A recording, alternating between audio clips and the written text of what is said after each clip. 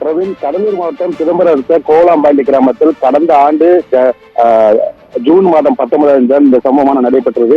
அங்கு 80க்கும் மேற்பட்ட சான்றிதழ்கள் சிதறி கிடந்தன. அதைத் தொடர்ந்து தீட்சிதர் உட்பட 2 கைது செய்யப்பட்டனர். தற்பொழுது பார்த்தோம்னால் இந்த பகுதியில் இருக்கக்கூடிய அதாவது 350க்கும் மேற்பட்டவர்களுக்கு போலி சான்றிதழ் என கண்டறியப்பட்டது.